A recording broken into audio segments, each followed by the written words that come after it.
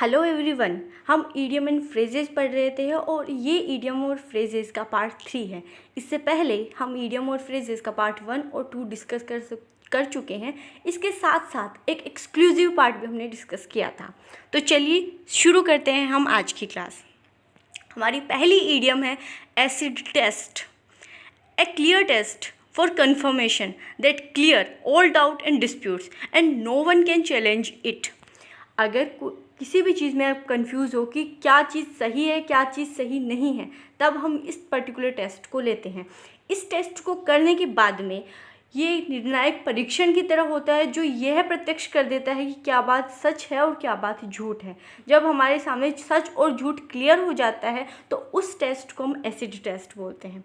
इसके similar words हैं conclusive test, ऐसा टेस्ट जिससे कंक्लूजन निकल जाए, निष्कर्ष निकल जाए कि क्या चीज़ सही है क्या चीज़ गलत है, सब कुछ दूध का दूध और पानी का पानी हो जाए, तो ऐसे टेस्ट को हम एसिड टेस्ट कहते हैं और उसे कंक्लूसिव टेस्ट भी कहते हैं।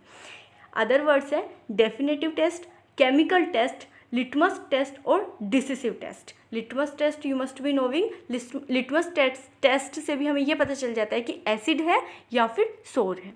चलिए हमारी नेक्स्ट ईडियम है it takes two to Tengo.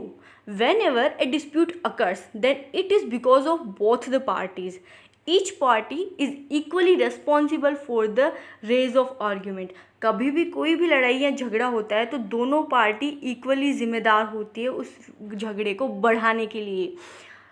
कोई भी अकेला आदमी झगड़ा नहीं कर सकता, अगर दूसरा आदमी थोड़ी सी सह देता है तभी वो झगड़ा आगे बढ़ता है। और यही इस ईडियम का मतलब है। किसी विवाद में दोनों पक्षों का शामिल होना, दोनों हाथों से ताली बजना, एक हाथ से ताली नहीं बजती, उसी तरह एक अकेला आदमी आर्ग्यूमेंट भी नहीं कर सकता, झगड़ा नहीं कर सकता। इसीलिए हम इस ईडियम का यूज़ करते हैं it takes two to tango. हमारी नेक्स्ट ईडियम है best of both worlds. Best of both worlds, importance of something equally everywhere. एक ऐसी चीज़ जिसकी हर जगह सेम इम्पोर्टेंस हो। फॉर एग्जाम्पल कि सपोज़ आप इंडिया में हैं, ठीक है, इंडिया में रुपीज़ चलता है, लेकिन अगर आप अमेरिका चले जाएंगे तो वहाँ पे रुपीज़ नहीं चलेगा, वहाँ पे चलेगा डॉलर। तो इम्पोर्टेंस, रुपीज़ की इम्पोर्टेंस इंडिया में है लेकिन वो इम्पोर्टेंस अमेरिका जाते ही नहीं रही, वो इम्पोर्टेंस नहीं रही, बिल्कुल वो एक कागज़ का टुकड़ा चेंज हो गया, टुकड़े में बदल गया। लेकिन अगर आपके पास यहाँ पे गोल्ड है तो अमेरिका चले जाओ, आप दुनिया के किसी भी हिस्से में चले जाओगे तो गोल्ड की वैल्यू रहती है, वही चीज़ है, वही हर परिस्थिति में, हर जगह किसी भी वस्तु का समान महत्व होने की स्थिति में हम इस ईडियम का यूज़ करते हैं बेस्ट ऑफ बोथ वर्ल्ड्स, यानी जो वाइडली बेनिफिशियल है, जिसकी हर जगह सेम इम्पोर्टेंस है। My next idiom है hard nut, a hard nut, a work that is very tough to do and sometimes it seems to impossible। एक ऐसा काम जो बहुत कठिन हो और कभी कभी तो ऐसा लगे कि ये तो बहुत ही कठिन है, असंभव है, लगभग असंभव है। बहुत ही कठिन काम होना और नाक को चने चबाना, नाक को चने चबाना। तो इसको हम बोलेंगे, इसके सिमिलर वर्ड से uphill task, herculean task, toughie और in a hot pursuit. In a hot pursuit means बहुत ही तीव्र इच्छा किसी काम को करने की। इसको मैंने यहाँ पे इसलिए इस सेंस में यूज किया है कि to break a hard nut we need a hot pursuit. मतलब किसी भी बहुत कठिन काम को करने के लिए हमें जिस इच्छा शक्ति की ज़रूरत होती है उसे हम ए हॉट परस्यूट कहते हैं। चलिए नेक्स्ट ईडियम पर चलते हैं। हमारी नेक्स्ट ईडियम है snake in grass. You must be knowing about this idiom, let's talk about it. A deceiving person, एक धोखेबाज इंसान, intended to harm, attack when you are not aware of his intention. एक ऐसा आदमी जिसके intention के बारे में आपको पता नहीं है कि इसके इंटेंशंस क्या है और वो आपको डायरेक्ट और इनडायरेक्टली आपको हार्म करना चाहता है। तो जैसे हम आस्तीन का सांप कहते हैं बहुत बड़ा धोखेबाज होना, तो वहाँ पे इस ईडियम का यूज़ करते हैं। ऐसा इंसान जिसके इंटेंशंस डिसीवफुल है, जिसके इंटेंशन सही नहीं है और जिसके इंटेंशन से हम लोग अवेयर नहीं है, वहाँ पे इस पर्टिकुलर ईडियम का यूज़ किया जाएगा। इसके लिए एक और वर्ड का यूज़ किया जाता है wolf in a sheep clothing, भेड़ की खाल में भेड़िया। Exactly. A quick buck quick buck means when you are intended to get more money quickly and easily by the dishonest way. जब आप किसी भी इंसान को धोखा दे करके और मोर मनी कमाना चाहते हो, बहुत ज़्यादा पैसा कमाना चाहते हो किसी को धोखा दे करके, तब हम इस पर्टिकुलर इडियम का भी यूज़ करते हैं, quick buck. Our next idiom is let the cat out of the bag. When a person expect you not to reveal something and you reveal that information and you deceive by publicly announcing his personal things। अगर किसी इंसान ने आपको अपना कोई secret बताया है कि ये चीज़ हमारी सीक्रेट रखनी है और आप उस चीज़ को रिवील कर देते हैं, उसको बाहर पब्लिकली होने देते हैं, तब वहाँ पे इस ईडियम का यूज़ किया जाता है, let the cat out of the bag. पीठ में किसी के छुरा घोंप देना, वहाँ पे हम इस ईडियम का यूज़ करते हैं। इसके सिमिलर दो ईडियम्स है, split the beans, hit below the belt. Split the beans means beans होती हैं, अगर आपको कोई बोले कि ये बीन्स आपको मुंह में रखनी है छुपा करके, लेकिन आप उनको थूक देते हैं, स्प्लिट कर देते हैं और वो सब कुछ पब्लिकली हो जाता है, तो वहाँ पे राज मुंह में छुपा के रखने के लिए कहा गया आपको, लेकिन आप इसको रिवील कर देते हैं, तो वहाँ पे सेम मीनिंग है दोनों ईडियम्स का। इसी के सिमिलर मीनिंग वाली एक ईडियम हो रहा है हिट बिलो द बेल्ट। एक ऐसा गेम जहाँ पे कुछ रूल बनाए गए हैं कि आप बेल्ट के बिलो नहीं हिट कर सकते, और अगर आप हिट कर देते हैं जो रूल्स के खिलाफ है, जो डिसीवफुल है, जो नहीं करना होता है, अगर आप वो चीज़ करते हैं तो वहाँ पे हम इस पर्टिकुलर इडियम का यूज़ करते हैं। माय नेक्स्ट इडियम है to go with tail between legs. A person who is coward, he is easily afraid and never expect to do something courageous. एक ऐसा इंसान जो बहुत ज़्यादा डरपोक है और उस इंसान से हम कभी भी ये एक्सपेक्ट नहीं कर सकते कि हाँ यार भाई ये बहुत बहादुरी का काम करेगा।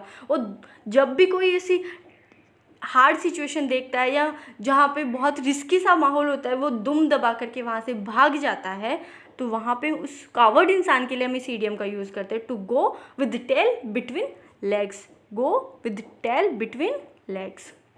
सिमिलर वर्ड्स है अफ्रेड ऑफ वंस शेडो। वो इतना कावर्ड इंसान होता है कि अपनी खुद की छाया से डर जाता है। A painted Dutch courage. Dutch courage मतलब झूठा साहस। हमारी next idiom at the 11th hour. When something done at the last moment, that particular last moment till you can change the result you want.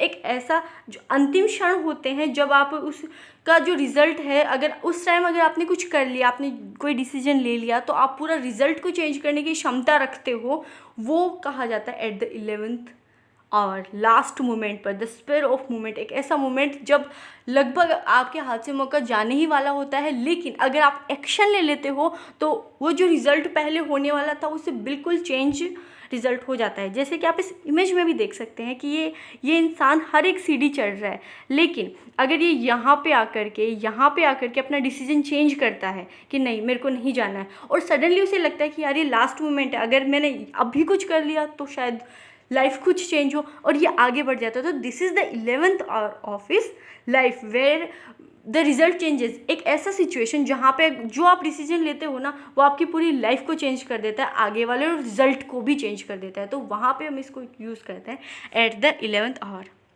और next idiom is all at sea. To be in doubtful condition, unable to decide कि what to do. जब आप बहुत ज़्यादा संशय की स्थिति में हो, आपको समझ में नहीं आ रहा है कि आप क्या करें और क्या नहीं करें, तब हम इस इडियम का यूज़ करेंगे that I am all at sea at his wits end. जहाँ पे हमारी समझ समाप्त हो जाती है, हम निर्णय नहीं कर पाते कि हम क्या करें क्या नहीं करें, वहाँ पे इस इडियम का यूज़ किया जाता है। इसके साथ साथ हम दो वर्ड्स और यूज़ कर सकते हैं, पजल्ड एंड परप्लेक्स्ड। कन्फ्यूज्ड भी यूज़ करते हैं। नेक्स्ट इडियम है take bull by horn. When you directly encounter with the problems. जब आप समस्या का सामना करते हैं डट करके, तब हम इस इडियम का यूज़ करते हैं। At daggers down means to struggle in particular situation. Our next idiom is olive branch. Olive branch, जैतून की जो पत्तियाँ होती हैं, these are symbol of peace and end of dispute with someone. अगर आप किसी व्यक्ति के साथ अपने डिस्प्यूट को ख़त्म करना चाहते हैं, तब आप इस पर्टिकुलर इडियम का यूज़ करेंगे, ओलिव ब्रांच का। Show that you want to have end of argument and want to have a peaceful relationship now. कि जो आर्ग्यूमेंट हो रहे हैं उन्हें आप ख़त्म करना चाहते हो और अब आगे से पीसफुल रिलेशन में रहना चाहते हो, तब आप इस पर्टिकुलर इडियम का यूज़ करेंगे। शांति का संदेश देना इसका हिंदी मीनिंग हो गया। लेकिन इसके सिमिलर वर्ड की बजाय आई प्रिफर कि आप इसके अपोजिट ईडियम्स जो होती है उनको ध्यान में रखना। जहाँ बात शांति की हो रही है, इसके साथ साथ कुछ ऐसी ईडियम्स भी है जो झगड़े को डिनोट करती है। तो चलिए उन ईडियम्स के बारे में भी हम बात कर लेते हैं। Bone of contention, Apple of Discord. जिस चीज़ के ऊपर विवाद होता है, एक ऐसी चीज़ जो विवादित है, वहाँ पे हम इन दोनों ईडियम्स का यूज़ करते हैं। इसके साथ साथ डिस्प्यूट, डिसएग्रीमेंट, ये चीज़ भी लड़ाई के लिए यूज़ होती है, झगड़े के लिए यूज़ होती है। जबकि अगर हम शांति की बात करेंगे तो हम ओलिव ब्रांच की बात करेंगे, ओलिव ब्रांच यूज़ करेंगे। और अगर झगड़े की बात करेंगे तो हम इन ईडियम्स का यूज़ करेंगे।